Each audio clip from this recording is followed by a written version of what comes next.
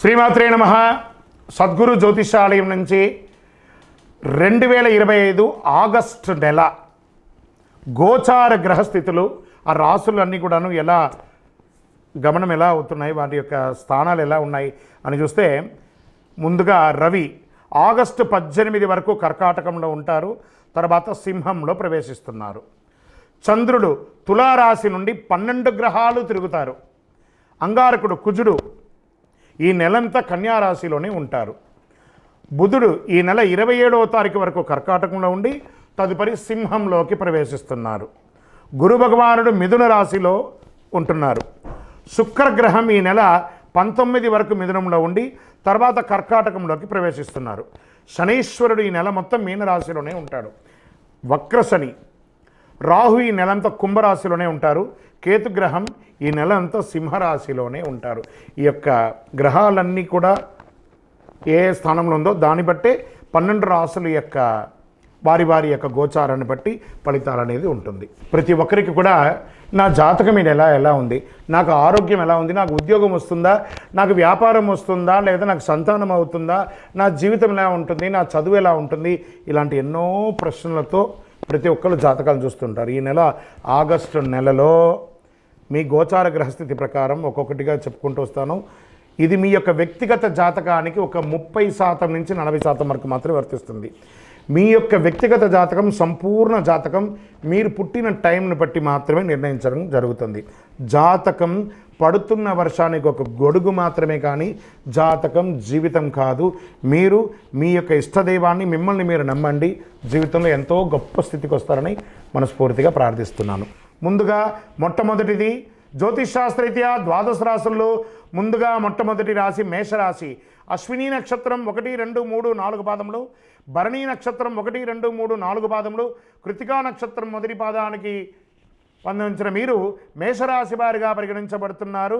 ఈ ఆగస్టు నెల మీకు శుభాశుభ ఫలితాలు ఎలా ఉన్నాయంటే, మేషరాశి వారికి చాలా విషయాల్లో అనుకూలం ఉంది, కాస్త ప్రతికూలం కూడా ఉంది.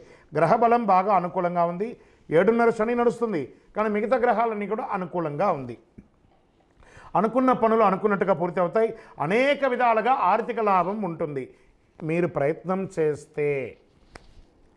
ఆర్థికపరమైన విషయాల్లో ప్రత్యేక శ్రద్ధ వహించాలి. ఖర్చులు కూడా నియంత్రించాలి. ఆర్థిక వ్యక్తిగత సమస్యలు తగ్గుముఖం పడుతుంది. మన దగ్గర ₹1 ఉంది కదా అని చెప్పేసి 80 పైసలు ఖర్చు పెట్టకండి, కొంచెం ఆపుకోండి. వ్యాపారాల్లో కూడా ఆశించిన లాభాలు కనిపిస్తాయి. వ్యాపారవేత్తలకు గతంలో చేసిన పెట్టుబడుల ప్రయోజనం చేకూరుతాయి.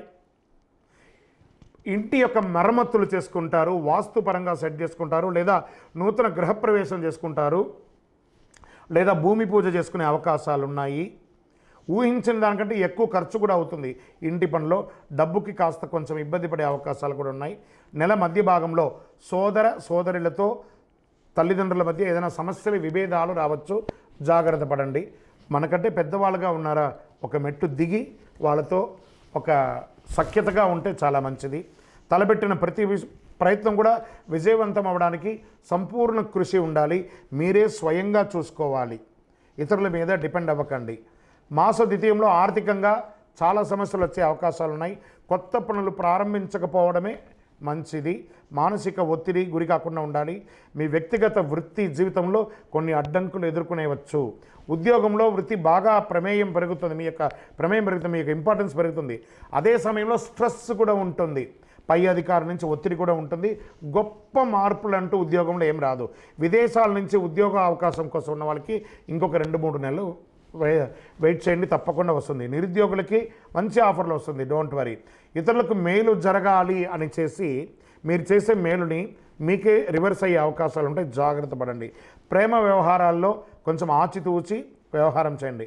సొంత పనుల మీద శ్రద్ధ పెట్టడం అవసరం. మీ ప్రియమైనటువంటి వారితో, భార్యాభర్తలు ఒకరికొకరు సఖ్యతగా మాట్లాడుకోండి. పార్ట్నర్షిప్లో ఉన్నవారికి కాస్త ఓపికగా ఉండండి, లేదా విడిపోయే అవకాశాలు ఉన్నాయి. విద్యార్థులకి ఆశించిన విషయాలు లభిస్తాయి. పిల్లల చదువుల మీద శ్రద్ధ చాలా పెరుగుతుంది. యువత విద్యార్థులు తమ చిన్న ఆటంకులు మాస ద్వితీయంలో గందరగోళాన్ని సృష్టిస్తుంది. ఏ ఇబ్బంది పడకండి, పానిక్ అవ్వకండి, బాగా చదవండి. ఆరోగ్యం పట్ల తప్పకుండా శ్రద్ధ వహించవలసిందే.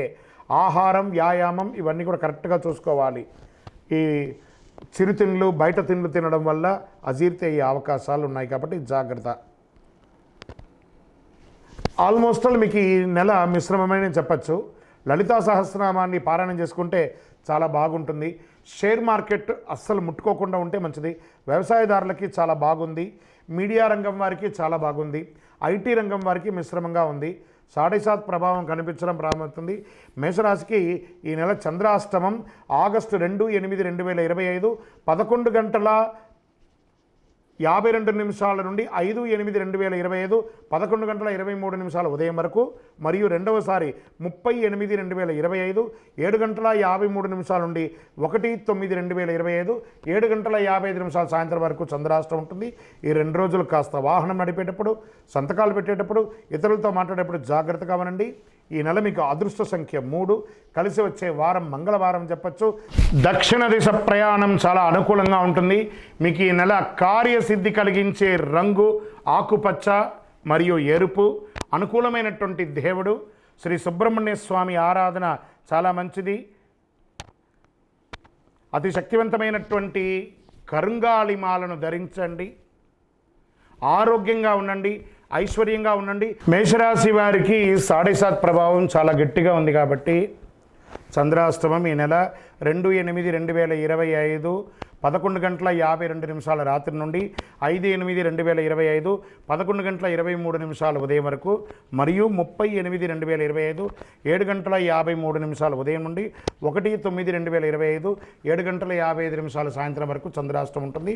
ఈ 2.5 రోజులు వాహనం నడిపేటప్పుడు జాగ్రత్త, ఇతరులతో మాట్లాడేటప్పుడు జాగ్రత్త, ఏదైనా సంతకాలు పెట్టేటప్పుడు చాలా జాగ్రత్తగా ఉండండి.